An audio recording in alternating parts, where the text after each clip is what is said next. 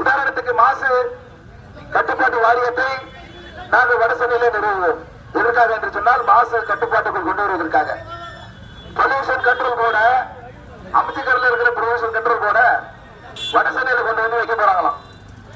Pollution control board மாற்றுவதனால எந்த பிரயோஜனம் இல்ல, பிரான்ச் ஆபீஸ் ஓபன் பண்றதுனால எந்த பிரயோஜனம் இல்ல. அங்கு பணி செய்கின்ற அதிகாரிகள் வேலை செய்ய வேண்டும். அதுதான் யதார்த்தமான பிரச்சனை.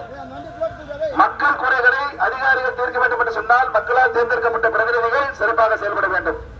அவர்கள் சட்டமன்ற உறுப்பினர்களாலும் சரி, பாராளுமன்ற உறுப்பினர்களாலும் சரி, அமைச்சர்களாலும் சரி, முதலமைச்சர்களாலும் சரி, எந்த ஒரு வாக்குறுதியும் நிறைவேற்றாமல் இப்போது அதே வேட்பாளர் இங்கு வந்து வாக்குகளை சேகரித்துக் கொண்டிருக்கிறார். மக்கள் தெளிவாக இருக்கிறார்கள். என்ன தேவை, எது தேவை, எப்படி அது கிடைக்கும் எல்லாம் அவர்களுக்கு தெரியும்.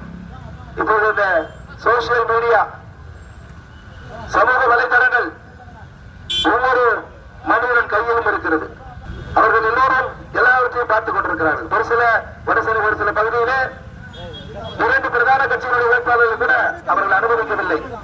நேற்று நான் எண்ணூர் பகுதி கத்திவாக்கம் பகுதியில் சென்றிருந்த போது அந்த தகவல் எனக்கு சொல்லப்பட்டது.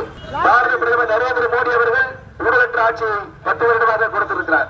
எண்ணற்ற நலத்திட்டங்களை மக்களுக்கு நேரடியாக சென்று சேர்ந்திருக்கிறார். இன்னும் தொலைநோக்கு பார்வையிலே இந்தியாவுடைய வளர்ச்சியின் மீது கண்ணும் கருத்துமாக இருக்கிறார். 2047 இந்தியா உலகத்திலே வல்லரசு நாடாக மாறும், அனைத்து சிறப்புகளையும் பெறும் உலக அரங்கிலே இந்தியாவின் பெருமையை ஏற்றி வைத்திருக்கிறார்.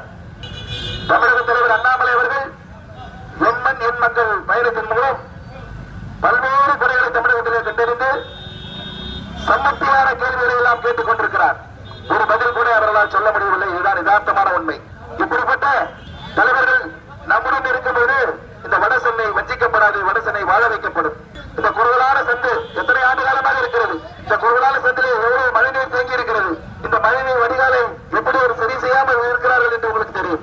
6 நாட்கள் கழித்து இந்த பகுதியிலே சம்பந்தப்பட்ட மக்கள் பிரதிநிதிகள் வந்திருக்கிறார்கள். 6000 ரூபாய் கொடுத்திருக்கிறார்கள்.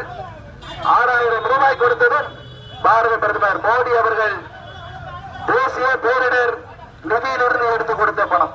ஆனால் ஒரு பணம் கூட அவர்கள் கொடுக்கவில்லை என்று பேச சொல்லி வருகிறார்கள்.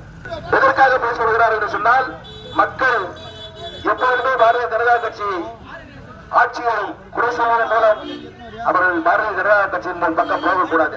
ஆனால் மக்கள் தெளிவாக இருக்கிறார்கள். எது நல்லது, எது கெட்டது, எது சிறந்தது, எது சாதாரணமானது என்று உணர்ந்திருக்கிறார்கள். நிச்சயமாக இந்த முறை மக்கள் யாரையும் ஏமாற்ற மாட்டார்கள். ஆனால் ஏற்கனவே ஆட்சியாளர்களை ஏமாற்றுவார்கள், ஏற்கனவே ஆட்சி செய்கின்றவர்கள் ஏமாற்றுவார்கள், மக்கள் பிரதிநிதிகளாக தேர்ந்தெடுக்கப்பட்டவர்கள் ஏமாற்றுவார்கள். நிச்சயமாக அது நன்றாக நடந்தே வரும். அவர் தன் கடமை செய்யவில்லை. மக்கள் பிரதிநிதியாக அவர் எங்கும் வரவில்லை. சொன்ன வாக்குறுதிகளை எல்லாம் காப்பாற்றவில்லை. போன தேர்தலின் போது 2019 போது அவர் சொன்னார், அவருடன் வந்த இப்போதைய முதலமைச்சர் சொன்னார், அப்போது அவர் முதலமைச்சராக இல்லை. அப்போது சொல்லும் போது அவர் சொன்னது, சுத்தமான குடிநீர் வழங்கப்படும், கழிவு நீர் கலக்காத சுத்தமான குடிநீர் வழங்கப்படும், குடிநீர் தட்டுப்பாடு இல்லாமல் பார்த்துக் கொள்வோம், பாதாள சாக்கடை திட்டத்தை உடனடியாக நிறைவேற்றுவோம், மாசு கட்டுப்பாட்டில் வைத்துக் கொள்வோம், 10 பள்ளிக்கூடங்கள் நவீன கணினி வசதியுடன் 10 பள்ளிக்கூடங்கள் திறப்போம் என்று பல வாக்குறுதிகளை கொடுத்தார்கள். ஆனால் ஒரு வாக்குறுதியும் நிறைவேற்றப்படவில்லை என்பதுதான் நான் இப்பொழுது இந்த தேர்தல் பிரச்சாரத்தின் போது நான் கண்டறிந்த உண்மை.